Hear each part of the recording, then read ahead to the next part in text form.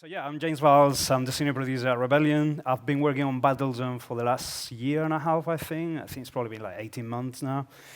So today I want to talk to you a little bit about the game, about the experiences of working on virtual reality, and some of the lessons we've learned during the last 18 months. So I'm gonna ask you actually, anyone has actually used VR before? Awesome. Anyone working on a VR project or? Cool, all right, so I'll try not to embarrass myself. So a little bit about the game. So Battlezone is a tank action combat game. It's kind of based on the 1980s arcade machine. I don't know if any of you is old enough to remember. It was one of the first kind of pseudo VR experiences where you have to get your head into some sort of like goggles to play the game. So my company, Rebellion, purchased the original IP from Atari about 2 years ago. The owners of the company are really big fans of the game.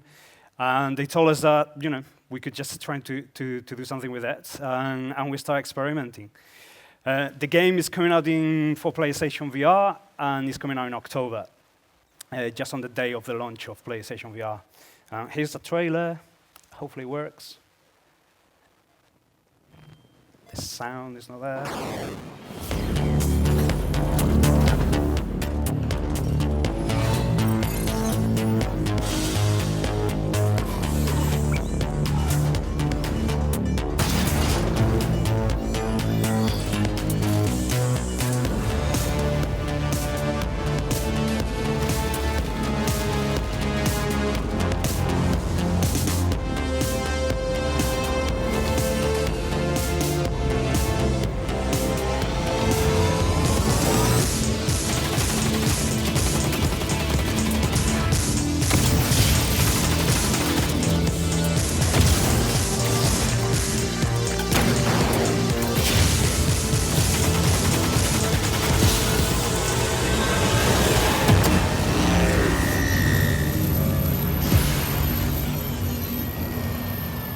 You made it. Well done.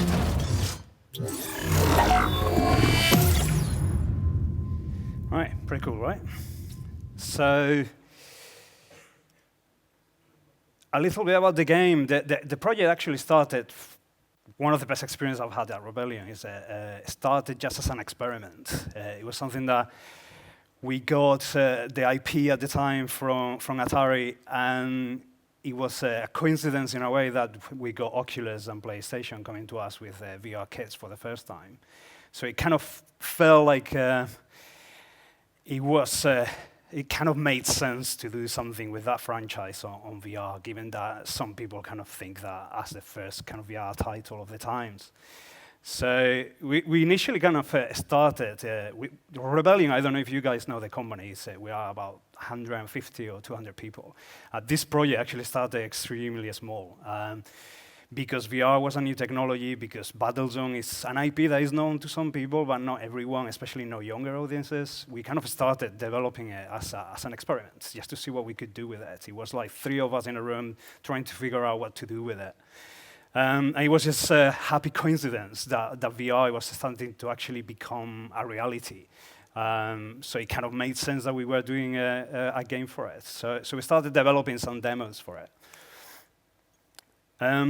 So the first few months, we kind of went through loads of iterations, trying to figure out what to do with the technology and also with the game. We are not used to working on vehicle-based games, so it was kind of a learning curve from the very beginning. The first few iterations were kind of, they're normally led by designers. And the designers at the time were kind of influenced by loads of fast-paced shooters. Especially Rocket League came out at the time, and it was all about, really fast-paced, really complex multiplayer games. But it was at that time that we were creating, pretty fast game, environments where there were kind of loads of undulations. It was really cool to navigate through if you do it in 2D, but the more we play it in 3D and in virtual reality, the more we start realizing that the game was becoming very complex, and it was actually uncomfortable to play to quite a few people in the team. So obviously we knew we were having some things to learn from. So it was through kind of focus testing and kind of getting people from other teams to play the game that we started to realize in the first few months that the game needs to start to be slowed down. The environments will have to be slightly flatter and slightly more leveled. So you kind of stop people from having that sense of like nausea because they are having really kind of brusque kind of movements in the VR headset. So we made loads of changes. We made the levels a bit slower, as I say, and redesign the environments. But the most important thing that we did in the first few months that we discovered that made a massive difference when we were playing on VR was implementing a sort of like horizon lock into the cockpit. So I'll show you an image, hopefully, that will explain it.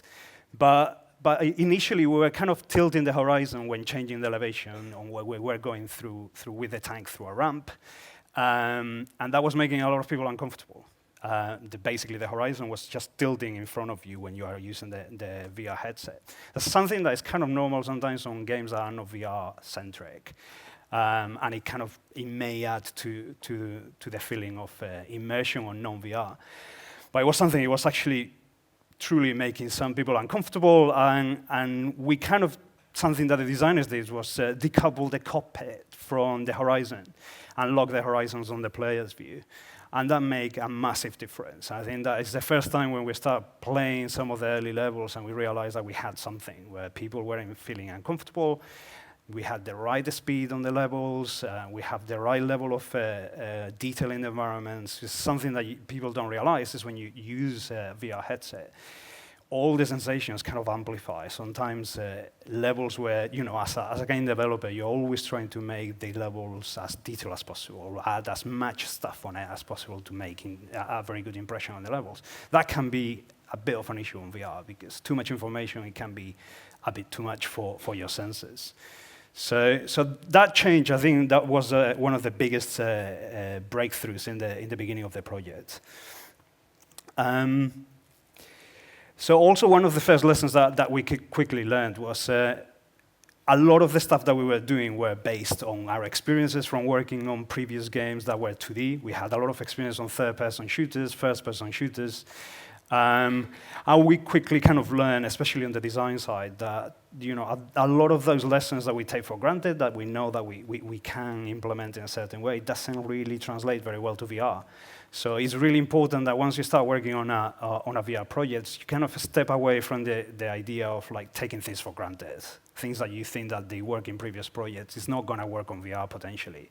So everything has to be rethought, or at least to be tested, to make sure that you are delivering a very comfortable experience.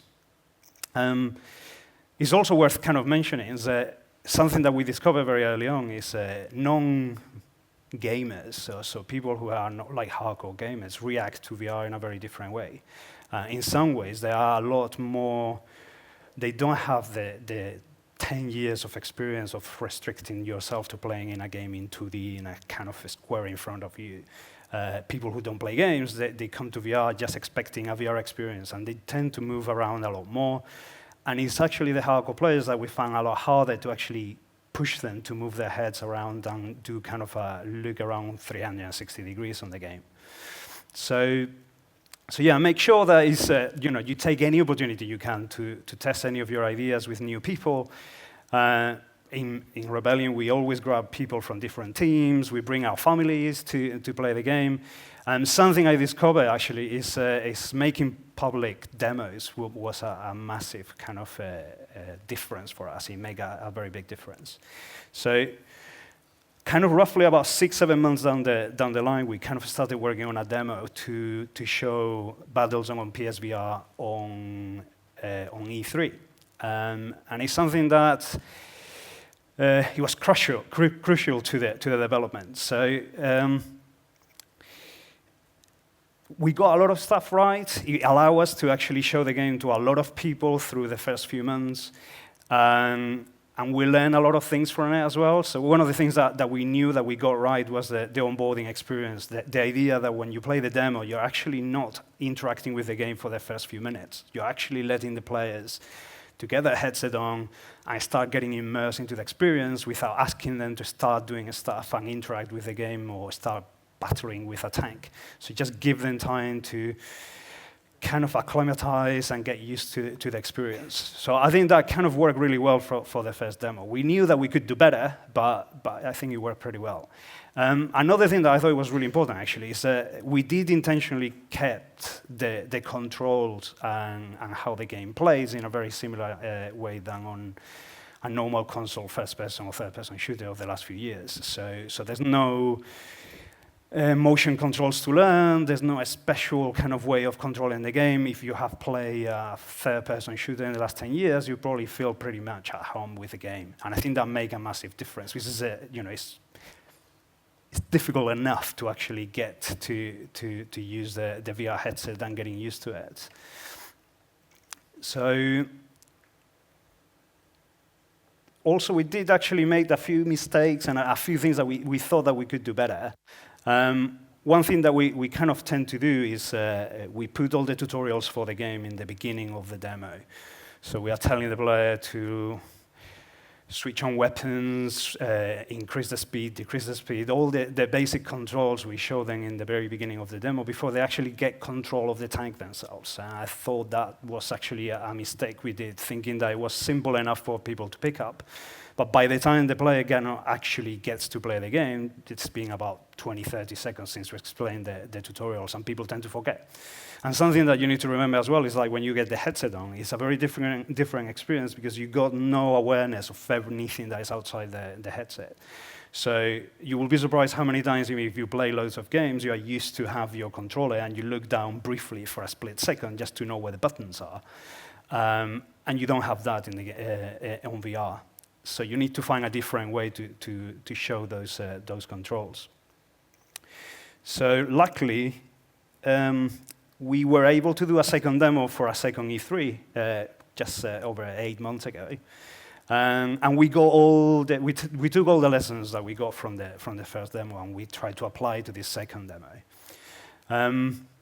We completely overhauled the onboarding sequence. I'll show you a video in a minute where apart from the fact that we got a lot more detail in the cockpit and we make it even more impressive than in the first demo, we try to kind of show all the different HUD elements, anything that is important for the player to know where, like ammo, health, and everything else. We're trying to make them part of the cockpit, something that we didn't used to do in the first one, where we have all the different HUD elements all over the place, basically, which also made it quite difficult to track. Also, something that we did that I thought it was one of my favorite features for the second demo is because of our experience, I mentioned before, is the idea of not having any awareness of the exterior. We kind of render the controller in the game. So at any point, the player, when they are playing with the headset, they will always see a representation of the real controller on the screen. So on top of that, we created button prompts. So whenever we are asking the player to switch weapons, or we are teaching them to increase or decrease the speed, or anything like that, we show a button prompt in the render controller in the headset, and that made a massive difference. It's made a massive difference as well for people who are not used to playing games, obviously. We got loads of really good feedback on that. Something also that we did that is probably worth mentioning is that we created specific enemies in the game. To make sure that the players weren't stuck to looking in front of the screen, but they look around as much as possible. So we created this kind of enemies called hoppers, which are like flying vehicles that they kind of like go around above your head. So we tried to push the player to actually, through gameplay, to look around instead of like just fixing on a specific focus. And I thought that was really successful as well. We got some really good feedback. So this is a short video that shows kind of like the differences between the two different demos that we did. So you can see on the first one, the level of detail on the cockpit is kind of quite far away from where we got to in the second demo. And we had a lot of the HUD elements showing in front of the screen. And we make sure that we kind of, on the second demo, we put them through into physical elements of the cockpit. And that kind of made the sense of immersion of being in a cockpit much more realistic. we also spend a lot of time trying to. This is as you can see there. You saw briefly the controller being rendered in the game, and that's physically tracking whatever you are doing with the controller in your hands. So it's very intuitive. We did increase a lot of the animations, and the whole idea of this is kind of like the introduction to the game. So you are teaching the player what to do, but you are also trying to impress them and getting them in the zone of playing Battlezone. I think we did a pretty good job on the second one. So yeah, as a producer, my role is always about making sure that we deliver the project on time, on budget, and as polished as possible. So the idea of creating demos is always being, previous to this, is being a complete nightmare. I will stay away as much as possible because they increase the risk on the projects. It can potentially take people from things that they should be doing for the final product, and it can be quite disruptive. But I do think that for this project, it's been the best thing that we could ever done, because from the very first few months of the project, we were showing the game to the public. So instead of just working on the game isolated from everyone else's, we were showing the game continuously. Everyone was looking at it, giving us feedback, and the developers were going to shows. They were seeing how people reacted to the demos, and that gave us massive amounts of information on how to change the game and make it better. It also focused the team on very specific mechanics that we needed to make sure that we got right from the very beginning. And I thought that was really, really important. Also, it makes you very popular with the PR teams and the marketing teams because they got a demo that they can show around. They got demos where they can take videos, create trailers, and all that stuff. So it's kind of unusual that from the 6 months from the beginning of the project, you already got stuff that you can actually show around. So that's it's also really good. But I think the most important thing from it is it actually allows us to prove ourselves that we are creating a product that is actually going to be successful, or at least is going to be liked by people when they play it. This is something that in my previous projects, you don't really get to know until quite later on. So I think it did allow us to get in the right path fairly early on. Also, I think that there are ways that you can minimize the impact of creating a demo from a production perspective. Something that we did on the second demo is we made sure that the demo was going to be used in its entirety on the final game. So we weren't specifically creating a demo that we could show to people and then we have to break it apart and put it back into the main game. We just created something that we knew that we could just take, put it back into the game, and improve upon to create the final project. And I thought that's been very successful, actually. Probably 90% of the demo is actually in the final game. So from a production perspective, it was pretty good.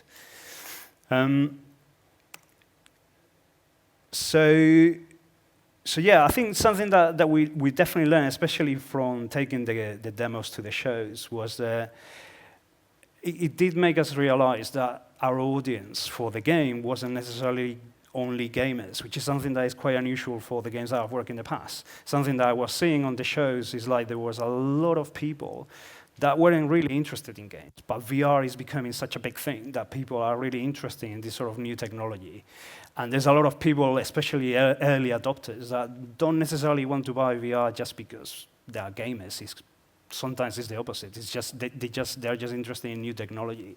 And our demo was actually really good at being able to show gamers that we had a game and it was fun and but also allows to people that weren't really that interested in the beginning on games to enjoy a VR experience without getting overwhelmed by the mechanics on it.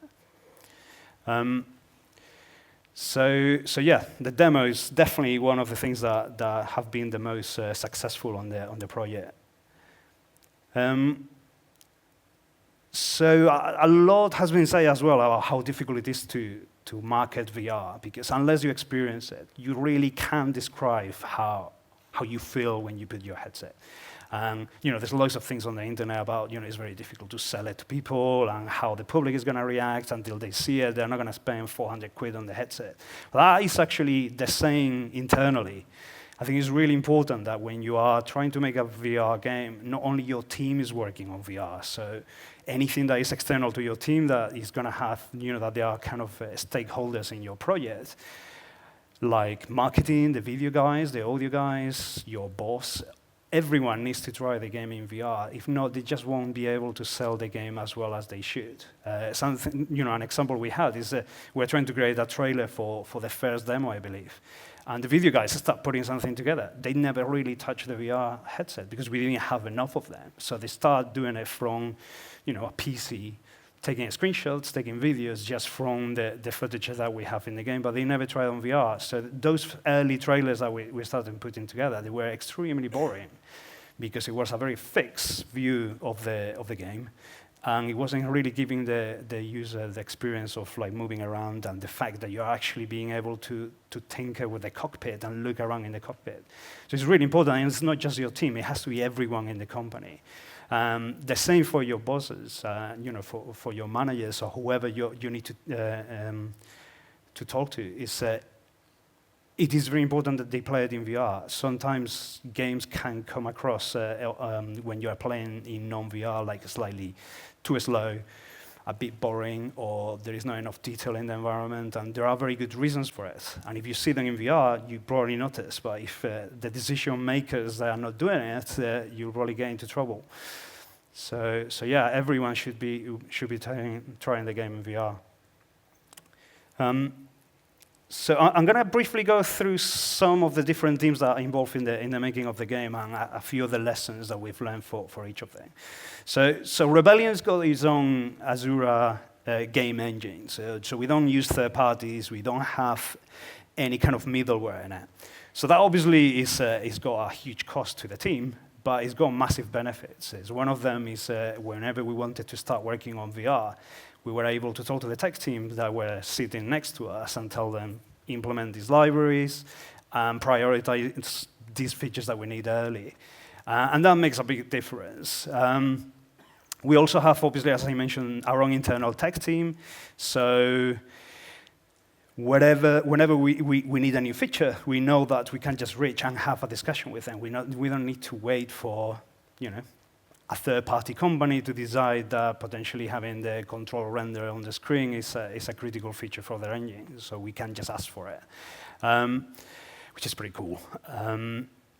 Also, I think most importantly, actually, is I've worked in the company for 10 years, so I knew that once they have an early implementation of VR in their engine, the performance was always going to increase. And even though there will be some hiccups every so often, I knew that whatever we had in the beginning was only going to get better. And I wasn't going to have to rely on anyone else's to do anything else. So that made a massive difference. It gives you a lot of confidence on being able to concentrate on certain areas of the game instead of like trying to implement specific features just for VR. It's something that I didn't mention here, but frame rate is critical. I think you probably heard many things on the news about it, and Sony is very keen that all the games have a locked kind of frame rate of at least 60 frames a second, and then 120 with repro. And it really makes a massive difference. I can understate that. Fluctuations of frame rate and low frame rate makes a massive difference. If you have that, you'll get in trouble. It's just not a very comfortable experience. So yeah, having our own engine and being able to kind of tinker and tweak the engine to do that, it made a massive difference. From a design perspective, I mentioned quite a few things previously as well. So things like sounds counterproductive, like dialing down the level of detail or the complexity or the pace of the action sometimes made a big difference, things that we've learned quite a lot. Keeping the controls very familiar to the player made a massive difference as well. But the key lesson is everything that you learned from, or that you think you've learned from many years of experience working on design and game design, don't take it for granted, because more often than not, you get proven wrong, and it's quite costly when you take things for granted and you don't discover until later on that they don't work as you think. Also on the GUI or the user interface kind of design, the idea of not having screen boundaries. If you talk to if you are a GUI designer, you know that you normally work with like a 2D frame in front of you, and you know where to put all the information. That's no longer the case on VR. You do have the problem that the player is going to be looking at any point in 360 degrees. So having all your information right in front of it is not going to cut it. You need to find ways where the player is kind of driven to that information. And that is, it takes a lot of iteration to actually get right. So, yeah, I think, just thinking about GUI as well, we have gained some new tools. The idea of like you do have a better perception of depth, and you can organize your information from a user experience, counting that depth or having that in mind, and that could potentially be an interesting thing to look into. From a sound perspective as well, something that I come from my previous projects were mobile games. And we did a bunch of mobile games where we always made that joke where we always tell the audio designers are the last one to get the game, basically. We give them very little time to set up the design of the audio in the game, because we kind of know that with mobile games sometimes people just switch off the audio and it is not as important, and you cannot rely on the audio to give any information to the player because they may not have the audio on. With VR, it's the opposite. So VR, literally 50% of the experience is audio. You put your headset on, and if the audio is not reacting the same way that you are experiencing from a visual perspective, you are doing it wrong. More importantly, if you actually set the mix incorrectly, you are giving different directions to your brain that will contradict whatever they are seeing on the visual side, and will make people uncomfortable as well. So something that we've been using is something called binaural audio, which is, I'm not technical, but it's kind of like surround sound through two channels, through a stereo. And it does make a big difference knowing where your missiles are coming and stuff like that. But it has to be right, because if you go visually a missile coming this way and the audio is telling you that it's coming the other way, it's confusing, but also it will potentially bring something like simulation sickness. So yeah, something that a lot of the audio designers do is they tend to be in an audio room with a 7.1 surround system, massive fucking speakers. Sorry for the swearing. And they shouldn't be doing that. They should be putting the crappy stereo headphones that potentially you use on your MP3 player or whatever it comes with the headphones. But like stereo headphones, that's what most people are going to be using. So you need to make sure that your audio designers are doing the mix for that. It makes a massive difference, because the audio separation and the mix on a 7.1 is a lot more rich when you translate or when you compress all that into a stereo. It just you sometimes just don't hear anything. You just hear noise. So yeah, be careful with that. Tell your audio designers off. So that brings me to QA, so the quality assurance kind of team. Those guys are kind of like testing games for like 10, 12 hours a day in my company sometimes. So it's kind of unfeasible to make them play a VR game for 10 hours a day. It doesn't matter how well you make a VR game, 10 hours is just too much. It will strain your eyes and everything else. So it's definitely, we needed to find a different way to organize our QA teams. Normally in my company, we assign a bunch of QA guys to a project, and they carry that team carries on that project for the foreseeable of the project. We have to change the way we do that now. Something we've done is that we get everyone in the QA team to QA the project at any given point, but we take turns. And everyone's got a couple of hours every day where they play the game in VR, and then they move into another project. It sounds like a small thing, but as a producer, it's all these small things that are what makes a big difference on creating the VR projects. You have to adjust your entire pipelines and production pipeline to actually make sure that you are able and you are enabled the team to make the game. It's also crucial to identify what things you are able to test outside VR. So if you work if you got a big QA team, normally you get loads of, you have to be testing many different features in the game. Some of them are critical to be tested on VR, so a gameplay or a playthrough of the game will have to be done on VR every day. But things like collision mesh checks and all that stuff can be done outside VR. So organizing and doing a test plan that identify what things can be tested outside VR makes a massive difference as well. Also, another thing is something that happens to me during Christmas. The more exposed you are to VR, the more used you get to playing a game, and you get very good at it, and you barely ever get motion sickness or anything like that.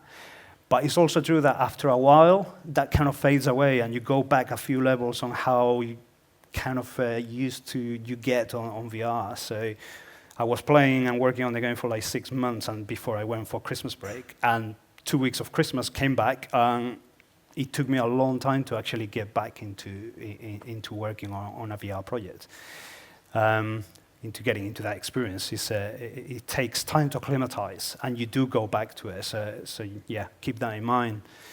But also quite important as well, something that we do in the team is like you got a VR headset, and because you work on your desk, you got the VR headset like roughly less than a meter away from you. You're sitting on an office chair that you rotate, which is actually quite cool for VR. But most of the time, most people that are actually going to play at home they're going to be like they're going to be 3 meters away from the camera.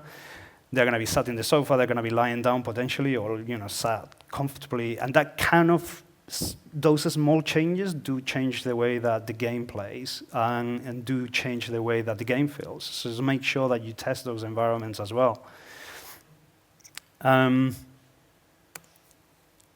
So yeah, another thing, I mean, this is also quite practical, but if you work in a bigger studio, in any studio really, I think you'll probably notice that most of, or at least in my teams, after a while, most people, they get very excited about VR, they start using it every day, and then after a while, they know that they got deadlines, they need to start doing levels very quickly, they need to start, increasing the pace of development, and they start leaving the headset aside, and they start doing most of their tests quickly on the PC to make sure that everything works, but they stop testing on the VR.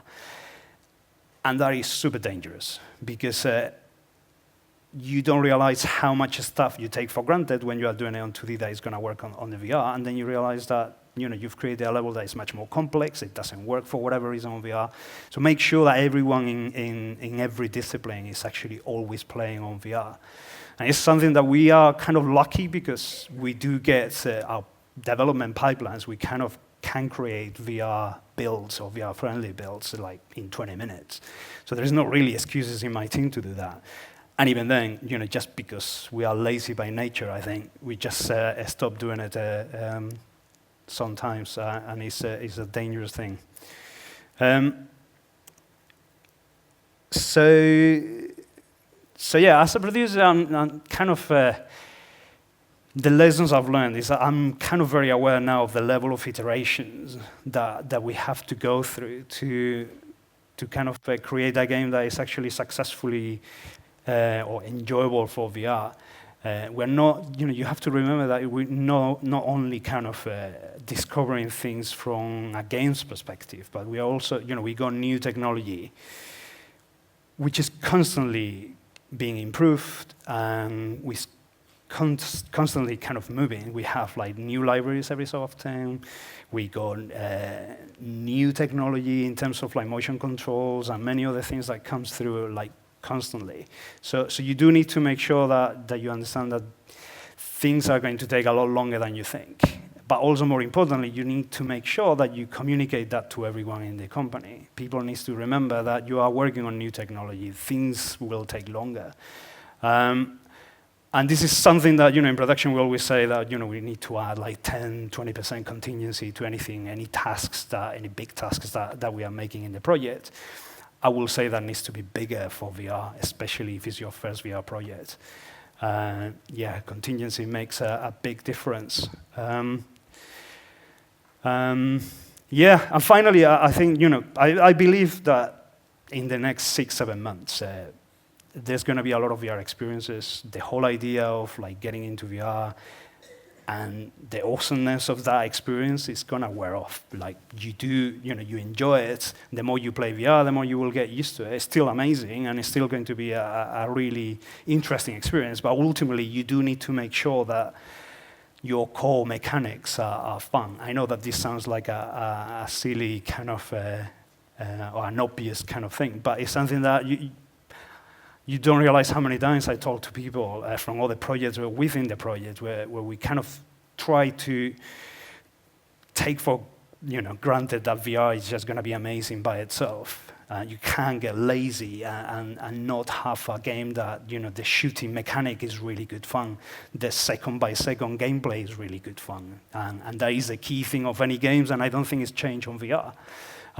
So, don't get distracted too much about VR is going to be, the best thing ever for your game. It's a great thing to have, and it definitely increases the experience, or it improves the experience, but make sure that your game is still fun to play either way. I think that's pretty much it. I think I've gone as fast as I could with this. I don't know if there is time for questions.